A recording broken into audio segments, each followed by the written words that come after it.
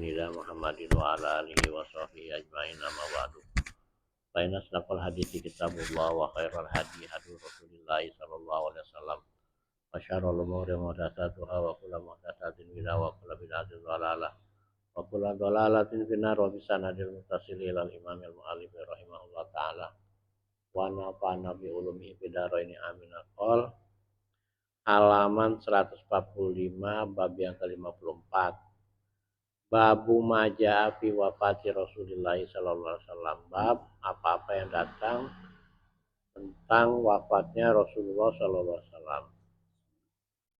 Hadatsanu Ammarin Al-Husain bin Quraisin telah meriwayatkan kepada kami Abu Ammar Al-Husain ibnu Quraish wa Kutaibah bin Sa'id dan Kutaibah ibnu Sa'id wa wahidin dan lebih dari satu. Kalau mereka berkata,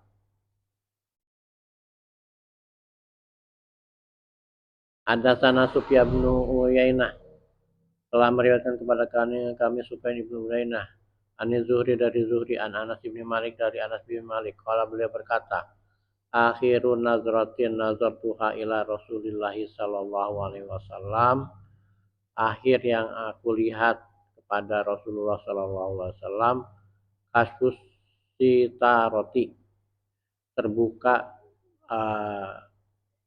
penutup yaumal isnaini pada hari Senin. Pak ya.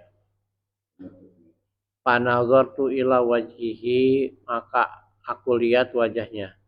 Kan ka'annahu waraku mushafin, seolah beliau itu seperti lembaran mushaf. Wan nasu, dan manusia khalfa Abi Bakrin, di belakang Abu Bakar.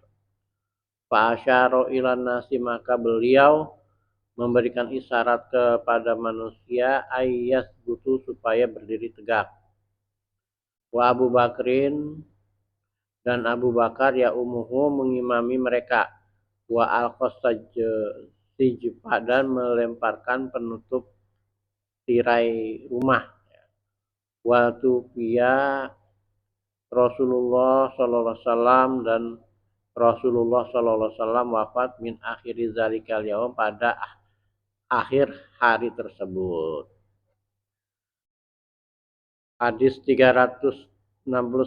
Hadatsana Humaid bin Mas'adat al-Basriyu telah meriwayatkan kepada kami Humaid bin Mas'adah al-Basri.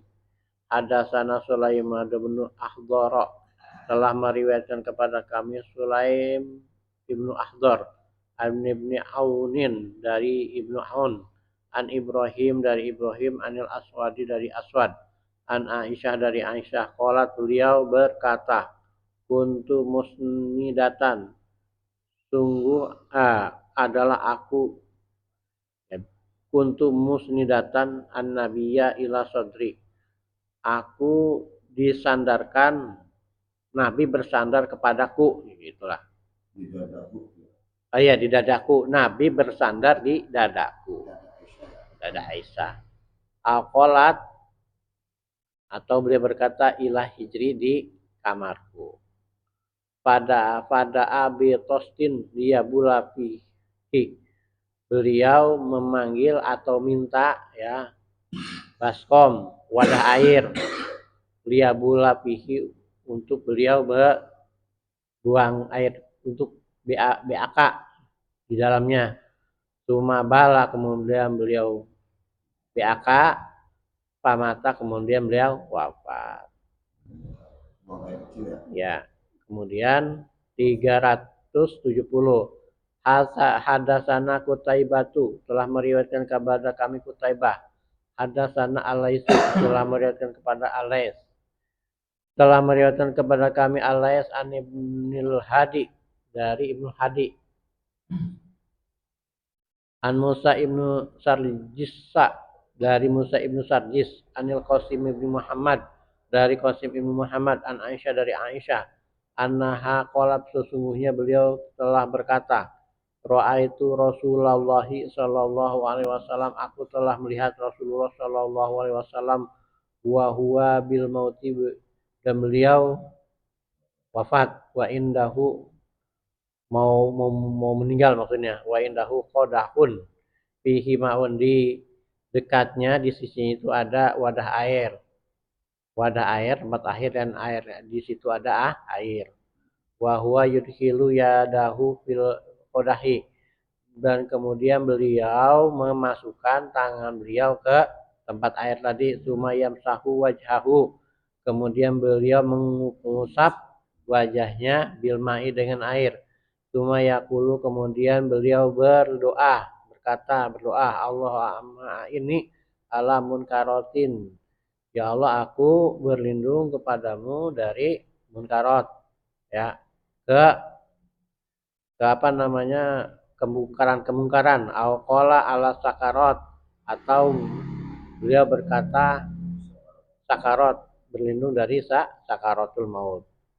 Sakarot bacanya gini, Allahumma ini ala munkarot auqala ala sakaratil maut, ya. Ya Allah, aku berlindung kepadamu dari sakaratul maut. Gitu ya. Kemarin kan waktu ceramah di sana ya, sakarot itu artinya kemabukan, ya. Dari sakarot, kondisi orang ya, kondisi orang mau meninggal itu kan dalam keadaan tidak sadar. Karena sakaro itu artinya kan mabuk, ya. Memang orang kalau lagi mau meninggal itu ya antara sadar tidak sadar, itulah yang namanya sakaratul maut. Itu di beberapa hadis yang kita bisa kaji pagi ini, yang kita bisa baca pagi ini berkaitan dengan wafatnya Rasulullah Shallallahu Alaihi Wasallam. Alhamdulillah Bapak Ibu sekalian, kita bisa lanjutkan kajian kita, kitabnya kitab Asy-Syama'il Muhammadiyah, babnya tentang wafat Rasulullah Sallallahu Alaihi Wasallam. Ini ada banyak hadis ya yang menceritakan, banyak banget nih. Ya, ada beberapa hadisnya ya, ada yang panjang-panjang pula ya, ya, menceritakan tentang wafatnya Rasulullah Sallallahu Alaihi Wasallam. Ya. Nah di sini apa namanya, diceritakan bahwa hadis yang pertama ini kondisi Rasulullah ketika akan wafat. Jadi ketika itu manusia atau para sahabat Nabi itu sebenarnya bukan mengelilingi ya. Waktu itu Nabi kan sakit. Jadi ini kalau hadis yang pertama menceritakan tentang posisi Abu Bakar yang menjadi pengganti Nabi Muhammad ketika menggantikan Nabi Muhammad menjadi imam ketika Nabi Muhammad dalam keadaan sakit. Ya, itu Mas Baryono. Jadi apa namanya?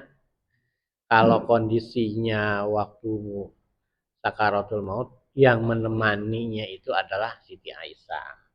Karena meninggalnya di kamar, di pangkuan dan di kamarnya, di kamar gitu. Nah, kalau yang pertama ini bukan menceritakan, kalau kata orang Betawi mah waktu mau lesnya gitu.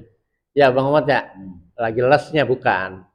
Kalau lesnya ini di hadis 369 dan 370 ini menceritakan bagaimana kondisi di masjid gitu ya, di masjid ya. Waktu itu sini yang menceritakan ini kan Anas ya. Anas waktu Rasulullah mau meninggal itu, beliau melihat wajah Rasulullah itu seperti lembaran mushaf ya, tenang gitu kan ya. Kemudian waktu itu tibalah waktu sholat. Nabi ngasih isyarat supaya orang-orang untuk pada berdiri itu,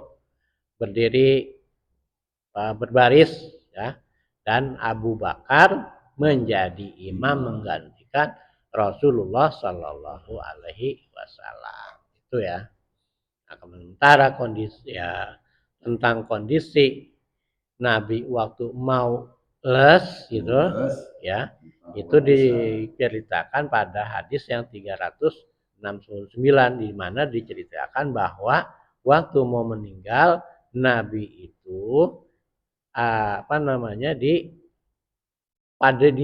lagi sama Aisyah. Ini dikatakan Nabi itu bersandar di dadanya Aisyah.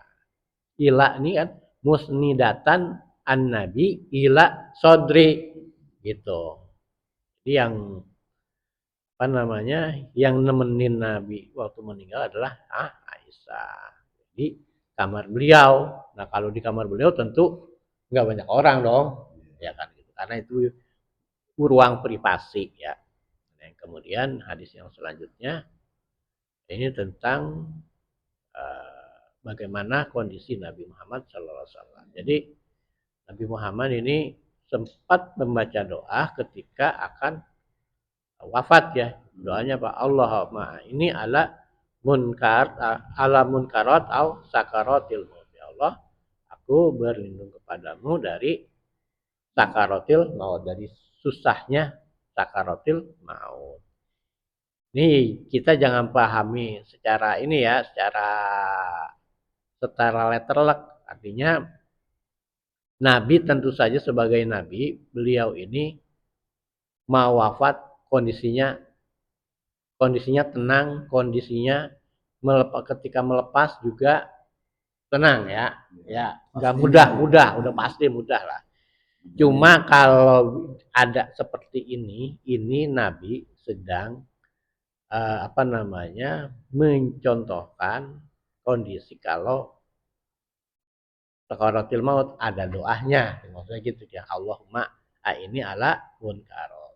Kalau kemudian kan kalau dalam doa selamat itu Allahumma hawin alaina bi sakaratil maut. Ya Allah berikan Allah aku kemudahan ketika sakaratul maut.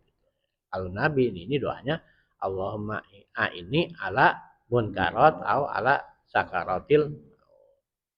Itu satu. Keduanya juga kita harus melihat ya Nabi tampil dalam sosok yang sangat manusiawi ya. Yang sangat manusiawi. Artinya Nabi pada posisi ini berusaha menghindari apa namanya pengkultusan beliau ya. Nah, karena kalau dibandingkan dengan nabi-nabi sebelumnya seperti apa namanya Nabi Isa misalnya. Nabi Isa itu kan dalam akidah Islam itu tidak meninggal ya, tapi diangkat oleh Allah Subhanahu wa taala ke langit. Kenapa itu tidak dilakukan, tidak terjadi pada Nabi Muhammad? Kalau Allah berkehendak sebenarnya bisa saja. Nah, tapi di sini Nabi, nah kan kemudian kan pada Nabi Isa belakangan kan terjadi inian ya, pembelokan ya, kemudian terjadi pembelokan, penyelewengan akidah karena sedemikian istimewanya, sedemikian apa namanya ajaib yang mujizat-mujizat yang terjadi pada Nabi Isa, umat belakangan oleh sekelompok orang keistimewaan dan keajaiban serta mujizatnya ini dijadikan alasan untuk mengkultuskan Nabi Isa alaihi salam. Nah, hikmah ilahiyahnya itu Nabi wafatnya atau kondisi akhir hidupnya itu tidak seperti Nabi Isa ya, tapi sama dengan manusia yang lainnya. Ini untuk hikmah ilahiyah untuk menghindari pengkultusan Nabi Nabi Muhammad seperti yang supaya tidak terjadi pada umat-umat sebelumnya. Ya. Malah lebih parah nih. Kenapa? Ya lebih parah kalau Nabi Muhammad Iya, lebih parah lagi itu kalau sampai iya, kalau Nabi Muhammad itu tidak menimpilkan diri sebagai pada sosok-sosok yang manusiawi. Karena begini, kalau kita belajar ilmu hadis, ya perawi hadis itu nggak boleh makan di jalanan. Itu kan ada begitu. Ngopi di warung, gitu kan, makan di warteg, di pecel lele nggak boleh. Perawi hadis itu Kalau mau hadisnya mau diterima, makan kudu di rumah. Tapi Nabi pernah kedapatan makan tuh pinggir jalan. Ya, untuk apa? Untuk menunjukkan bukan berarti Nabi ini tidak menjaga muruah, tetap menjaga muruah, tapi beliau untuk menunjukkan sisi manusiawinya supaya jangan ini terjadi pengkultusan kepada Nabi Muhammad SAW. Bahkan dari Quran itu Nabi ke pasar-pasar. Nah, wayam sunapil aswak. Ya, wayam sunapil aswak. Nabi itu berjalan di pasar. Ya.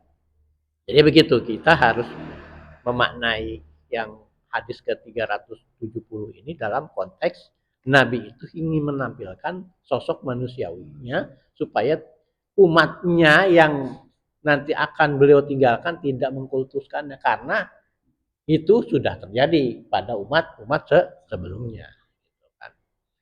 Jadi bukan berarti Nabi itu mau sakaratil maut itu susah, tidak, sangat mudah.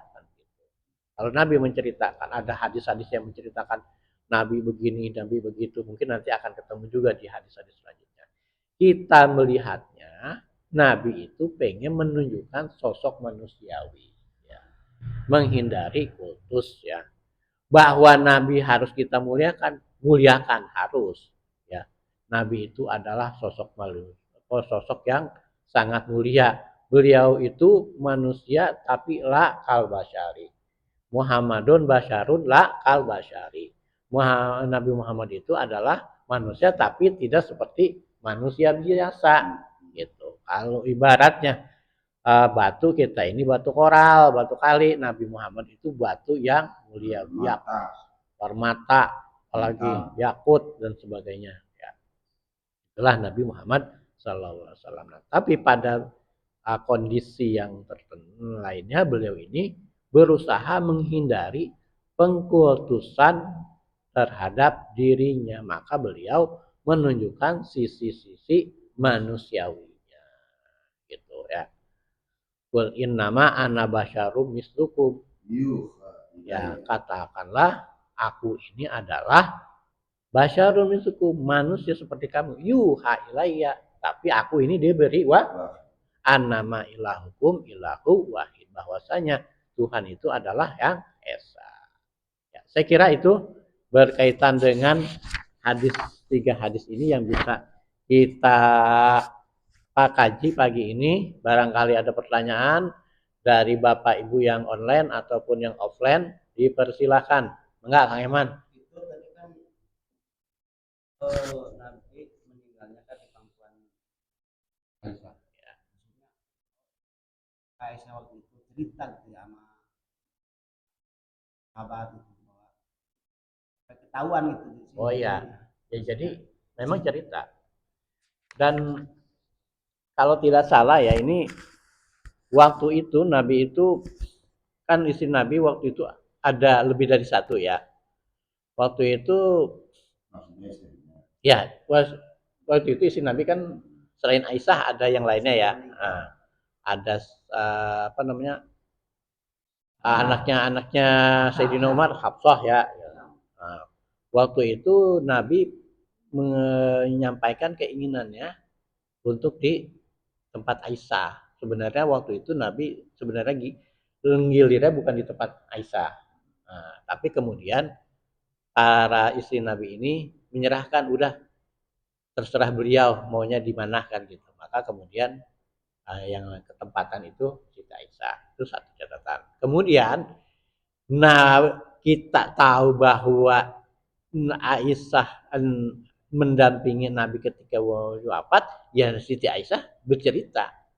Nah, ini kan ceritanya ini, rangkaian ceritanya, kisahnya apa namanya, riwayatnya ini dari Aisyah, kemudian dari Aswad, dari Ibrahim. Nah, dari golongan apa namanya, dari golongan tabi'in ini ada Humaid bin Mas'adah ya. Dan kemudian riwayat perawinya ini, ininya adalah ini At-Tirmidzi. Jadi memang Siti Aisyah yang menceritakan begitu. Ya kalau Siti Aisyah nggak menceritakan, mana tahu gitu kan. Di sini disebutnya an Aisyah, dari Aisyah. Jadi Aisyah menceritakan kepada Aswad. Aswad menceritakan kepada Ibrahim. Ibrahim menceritakan kepada Ibnu Awan. Ibnu Awan berceritakan kepada Ibnu Ahdar. Ibnu Ahdar menceritakannya kepada Al Basri. Dan Al Basri Basri ini At-Tirmizi ini mendapatkan tangan pertamanya dari Al Basri, Mas'adah Al Basri. Itu Kang Iman. Siti Aisyah itu yang banyak. Ya. Kalau dengar kebanyakan tentang hadis Nabi itu Aisyah ya. Ya. Apakah kehidupan Nabi itu 50% di Aisyah aja apa gimana? Ya, jadi tapi kan kayak di istri yang lain nih. Ya. Jarang sekali gitu terdengar ada riwayatan hadis. Gitu. Ya. Nanti dari istri ini gitu. Aisyah itu sangat istimewa. Iya, ya. Bagus pertanyaan Kang Eman. Kenapa hadis-hadis Nabi yang diriwayatkan oleh istri-istri beliau kebanyakan ya dari Aisyah? Inilah keistimewaan Aisyah yang tidak didapatkan dari istri-istri yang lain. Satu, Siti Aisyah itu perawan. Satu-satunya istri Nabi yang perawan cuma Aisyah. Yang lainnya kan bukan perawan. Khadijah, Janda, Hafsah, Janda dan sebagainya. Keistimewaan Aisyah satu, beliau perawan. Kedua, beliau ini cerdas. Makanya disebut Ummul Mukminin. Ibunya orang-orang. Kenapa kecerdasannya? Karena beliau banyak meriwayatkan. Karena kecerdasannya mampu meriwayatkan hadis-hadis Nabi Muhammad SAW yang tidak dilakukan oleh istri-istri yang lain. Bukan berarti hidupnya Nabi sama Aisyah aja, enggak. Nabi itu sekalipun istrinya banyak, itu adil.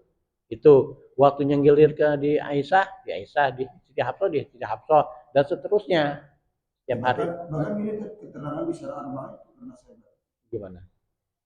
Seluruh dunia nih ilmu Aisyah, maksudnya seorang wanita dibandingkan dengan dunia nih, maksudnya separuhnya dunia nih ilmunya Aisyah. Ya. Artinya sampai luasnya ilmunya nih, makanya perawi hadis juga banyak Aisyah. Ya, itu ya. Jadi beliau itu memang disebut Ummul Mukminin karena beliau ini cerdas dan banyak meriwayatkan hadis-hadis Nabi. Termasuk yang banyak meriwayatkan hadis Nabi ya. Yang bantu Nabi. Hah? Ya hadis-hadisnya yang bantu Nabi. Meriwayatkan, menceritakan tentang Nabi gitu.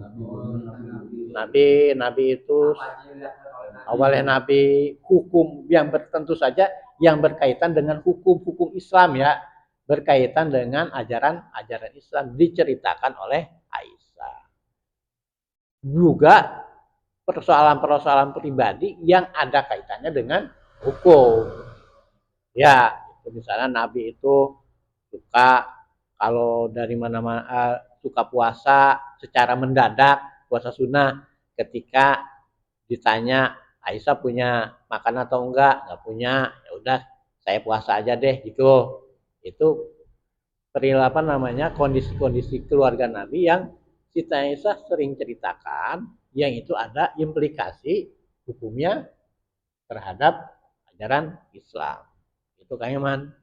Nah, beliau ini termasuk kalau pada sisi ininya namanya selain sebagai istri, beliau kan kategorinya sahabat karena beliau beriman, hidup sejaman, ya kan gitu kan, dengan Rasul.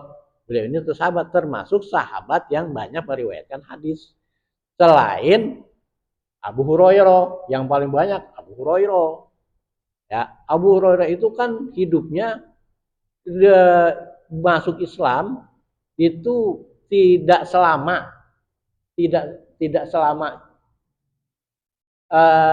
lebih sedikit, lebih pendek waktu keislamannya daripada Abu Bakar, tapi lebih banyak meriwayatkan hadis. Sementara Abu Bakar lebih sedikit. Kalau Abu Hurairah itu sampai 5.000. Ini dicurigai ya oleh orang yang nggak suka sama Islam atau yang nggak sepakat sama beliau, dikatakan banyak membikin hadis. Beliau begitu. Bukan begitu. Abu Hurairah itu banyak meriwayatkan hadis. Kenapa? Beliau selalu nempel dengan Nabi waktu itu ya, waktu ketika Nabi masih ada. Abu Hurairah itu kan boleh disebut pengangguran lah ya, pengacara, pengangguran banyak acara. Jadi beliau itu selalu nempel kemana Nabi pergi, beliau selalu ikutin walaupun beliau dengan Nabi itu nggak berjumpanya cuma berapa tahun lah. Kalau Abu Bakar kan sampai 23 tahun. Kalau ini Abu Hurairah kira-kira cuma 5 tahun. Jadi 5 tahun ini beliau manfaatkan betul untuk meriwayatkan hadis-hadis dari Nabi Muhammad SAW. Misalnya Nabi di masjid, Abu Bakar nongkrong di masjid, Nabi pergi ke pasar. Cuma giliran masuk kamar aja Abu Hurairah ini nggak ikut. Itu. Tapi di luar itu semua beliau selalu ngintilin Nabi mulu. Maka jangan heran kalau Abu Hurairah itu banyak meriwayatkan hadis walaupun beliau bersama Nabi itu cuma beberapa tahun saja gitu. Lebih pendek dibandingkan dengan Abu Bakar, Umar, Utsman. Kalau Abu Bakar kan karena beliau punya kesibukan, nggak selalu nempel sama Nabi. Umar begitu juga, Sayyidina Utsman, beliau kan pedagang, saudagar. Tempo-tempo aja ketemu Nabi. Maka hadis yang diriwayatkan oleh Utsman, oleh Abu Bakar, oleh Umar itu lebih sedikit ketimbang Abu Hurairah gitu. Jadi nganggurnya Abu Hurairah itu banyak bermanfaat buat kita sekarang ini. Kalau katanya Abu Hurairah nggak ada gitu. Ini kalau kayak kita ngomong kalau katanya mungkin hadis-hadis itu nggak sebanyak sekarang mungkin. Ya, itu kan hikmah ilahiyah ya. Wallahu alam bishawab. Subhanakallahumma wa bihamdika asyhadu an la ilaha illa anta astaghfiruka wa atubu ilaik. Billahi taufiq wal hidayah. Wassalamualaikum warahmatullahi wabarakatuh. Terima kasih Bapak Ibu yang sudah online. Saya undur diri dulu.